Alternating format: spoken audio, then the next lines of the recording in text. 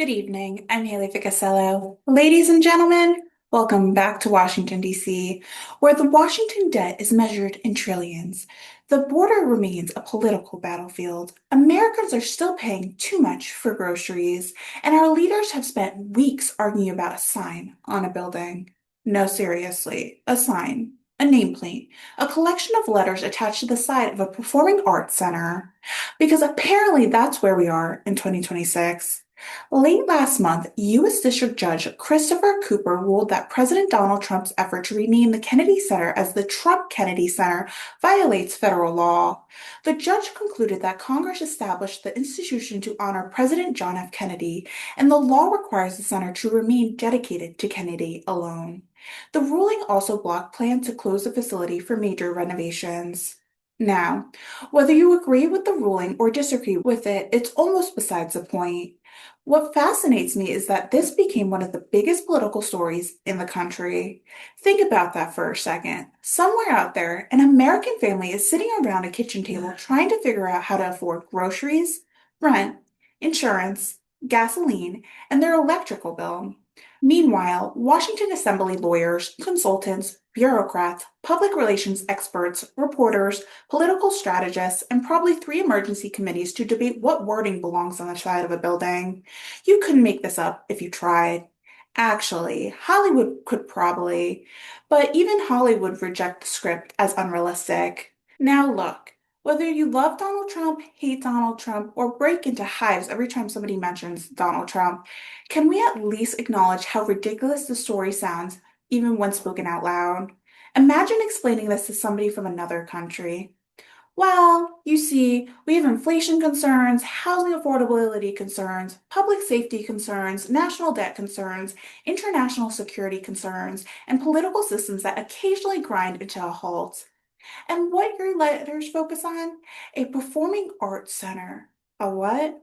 A performing arts center. And why? A name? A name? Yes, at some point you almost have to admire the commitment. Washington has elevated political symbolism into an Olympic sport. The symbolism matters more than the substance. The headlines matter more than the outcome. The outrage matters more than the actual consequences. Everything becomes a national emergency. Everything becomes a constitutional showdown. Everything becomes a battle for the soul of America every single week. And somehow, every single week, the world keeps spinning. Judge Cooper based his ruling on the language of federal law. That's what judges do.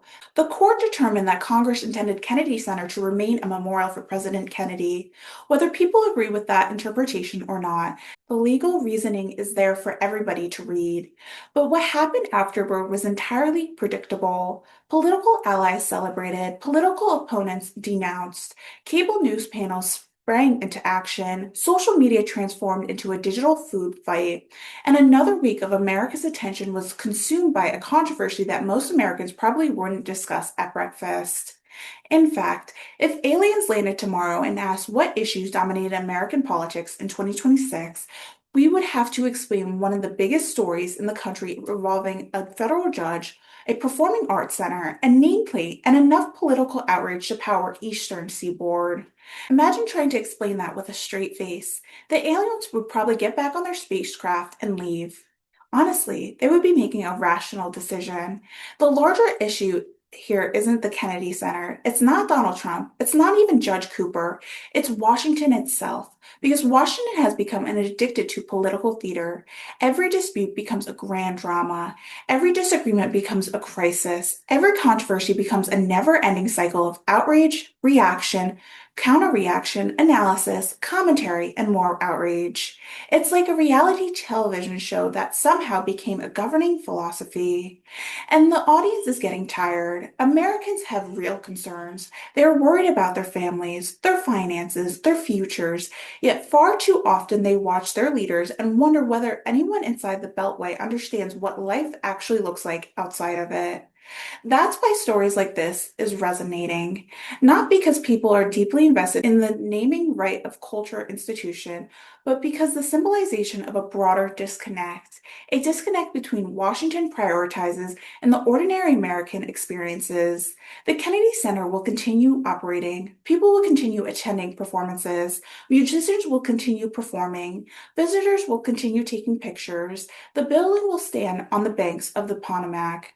Life will continue exactly as it did before, yet for several days, this was treated as one of the most defining political controversies in America. And maybe that's the punchline. Not ruling, not lawsuits, not politics. The punchline is that the national faces enormous challenges. Washington once again found its way to turn a nameplate into a national event. If that doesn't perfectly summarize modern American politics, I don't know what does. For Englebrook Independent News, I'm Haley Ficuciello. Good night.